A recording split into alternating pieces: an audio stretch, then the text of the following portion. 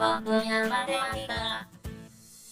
Assalamualaikum warahmatullahi wabarakatuh. Bagaimana kabar kalian anak-anakku semua? Hari ini bertemu lagi dengan Bapak di pembelajaran matematika. Hari ini kita akan membahas operasi hitung campuran bilangan cacah. Ada yang tahu apa itu bilangan cacah dan bagaimana cara pengerjaannya? Supaya lebih jelasnya kita simak penjelasan berikut ini. Yang pertama kita bahas yaitu pengertian bilangan cacah. Bilangan cacah adalah kumpulan bilangan bulat yang tidak negatif. Berarti bilangan cacah itu kita mulai dari 0, 1, 2, 3, 4, 5 dan seterusnya. Yang kedua yang kita bahas yaitu aturan operasi hitung campuran bilangan cacah. Aturannya ternyata sama dengan aturan operasi hitung campuran bilangan bulat. Yang membedakan hanya pada bilangannya. Bilangan yang digunakan untuk operasi hitung campuran bilangan cacah berarti menggunakan bilangan cacah saja. Jadi aturannya adalah yang pertama kita kerjakan yang ada di dalam tanda kurung, tetapi tanda kurung yang dimaksud adalah yang di dalamnya ada operasi hitung penjumlahan, pengurangan, perkalian, atau pembagian. Setelah tanda kurung, maka sekarang kita lanjutkan ke operasi hitung perkalian dan pembagian. Nah, untuk operasi hitung perkalian dan pembagian, kalau di dalam soalnya ada kali dan bagi dalam satu soal, maka dahulukan yang penulisannya lebih kiri. Setelah kali bagi beres dikerjakan, baru kita menginjak ke operasi hitung penjumlahan dan pengurangan. Ini pun sama, didahulukan adalah yang penulisannya lebih kiri. Yang ketiga yang dibahas yaitu contoh operasi hitung campuran bilangan cacah. Berikut ini contoh soalnya.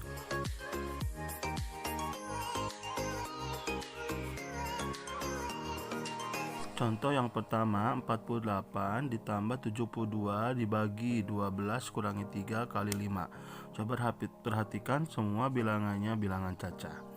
Berarti kita harus ingat aturannya. Yang pertama didahulukan adalah yang ada di dalam tanda kurung.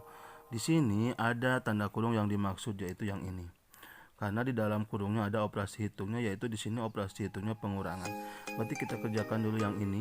12 dikurangi 3 itu hasilnya 9. Kemudian sisanya turunkan sesuai posisinya. Berarti 48 ditambah 72 dibagi 9 dikali 5. Sekarang perhatikan sisa operasi hitungnya tinggal tambah, bagi, dan kali. Yang didahulukan adalah pembagian. Kenapa? Karena kalau ada kali bagi maka dahulukan yang lebih kiri. Berarti ini karena posisinya lebih kiri berarti pembagian terlebih dahulu. Kenapa tidak penjumlahan? Padahal ini ada di lebih kiri. Karena penjumlahan itu dikerjakan setelah perkalian dan pembagian beres dikerjakan. Berarti kita kerjakan dulu 72 bagi 9. 72 bagi 9 itu hasilnya adalah 8. Sisanya kita tulis kembali sesuai posisinya. 48 ditambah 8 dikali 5. Sekarang tinggal tersisa operasi hitung tambah dan kali. Yang didahulukan adalah perkalian. Berarti 8 kali 5 hasilnya 40. Ini berarti 48 ditambah 40 hasilnya adalah 88. Jadi kalau operasi hitung campuran bilangan cacah, jawabannya pun pasti positif, tidak ada yang negatif karena ini operasi hitungnya bilangan cacah. Gimana? Mudah bukan? Contoh yang kedua, 15 dikali 3 tambah 1 dibagi 9 dikurangi 3. Sekarang coba perhatikan soal nomor 2. Di sini ada tanda kurung, bahkan ada 2 kurung. Maka kalau seperti ini, maka dahulukan yang penulisannya lebih kiri dulu. Di sini kurungnya ada yang 3 tambah 1 dan 9 kurangi 3. Maka dahulukan yang penulisannya lebih kiri dulu. Berarti ini dulu.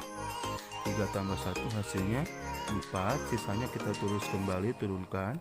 15 dikali 4 dibagi 9 dikurangi 3.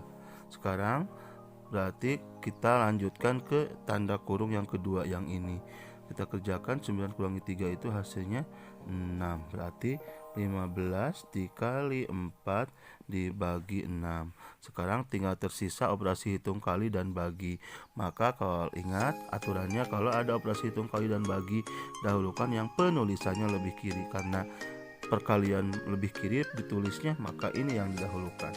15 kali 4 itu hasilnya 60, kemudian dibagi 6. 60 bagi 6 hasilnya adalah 10. Gimana? Mudah bukan? Contoh yang ketiga, kakak membeli 3 buah buku, 2 pulpen dan 1 pensil. Harga buku Rp6.500 per buah, pulpen harganya Rp4.000 per buah, dan pensil Rp3.000 per buah. Jika kakak membayar dengan uang pecahan Rp50.000, berapa kembaliannya? Untuk menjawab soal cerita seperti ini, yang pertama ingat harus ditulis dulu yang diketahui. Di sini kakak membeli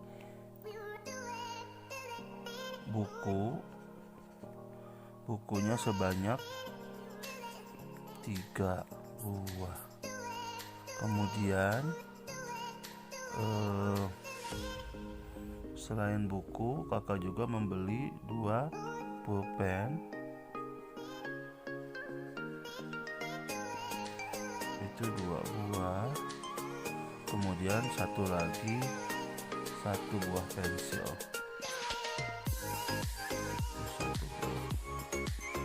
Setelah itu di sini diketahui harga-harganya. Kalau buku Rp6.500 per buah, jadi ini Rp6.500 per buah. Kemudian pulpen itu harganya Rp4.000 per buah. Terakhir pensil harganya Rp3.000 per buah.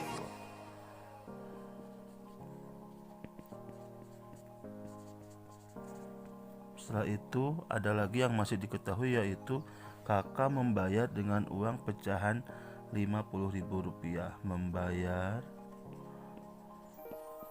dengan uang Rp50.000. Jadi yang diketahui sudah ditulis. Kemudian sekarang yang ditanyakan, pertanyaannya adalah berapa kembaliannya. Berarti yang ditanya berapa kembalian.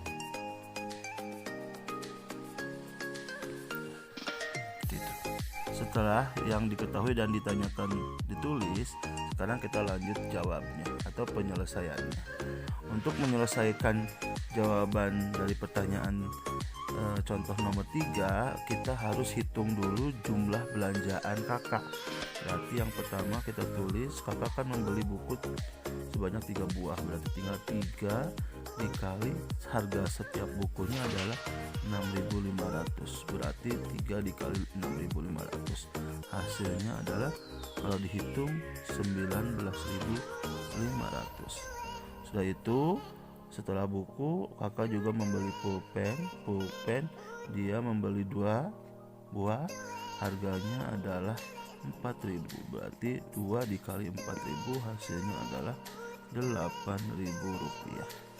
Terakhir, kakak membeli pensil itu sebanyak 1 buah, berarti 1 dikali harganya adalah Rp3.000, berarti 1 kali Rp3.000 hasilnya adalah Rp3.000. Kita jumlahkan untuk mengetahui total belanjaan kakak. Berarti ini kita tambahkan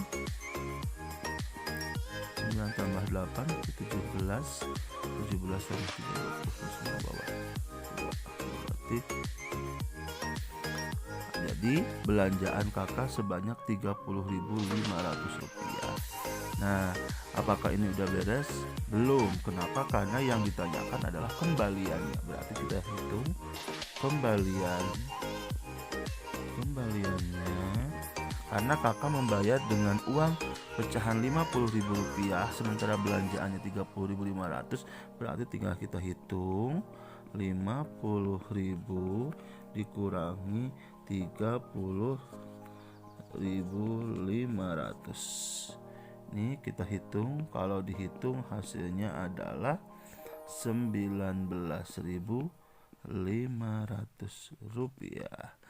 Nah, kalau sudah semuanya beres, ingat kalau soal cerita pakai kesimpulan. Jadi kembalian kakak adalah 19.000 rupiah. Gimana, mudah bukan? Bagaimana, apakah kalian sudah paham dengan materi tersebut? Mudah-mudahan kalian paham dan banyak berlatih supaya jadi lebih paham. Sampai bertemu di pembelajaran selanjutnya. Wassalamualaikum warahmatullahi wabarakatuh. Sebelum ditutup, silahkan kalian kerjakan tugas matematika berikut ini. Semangat!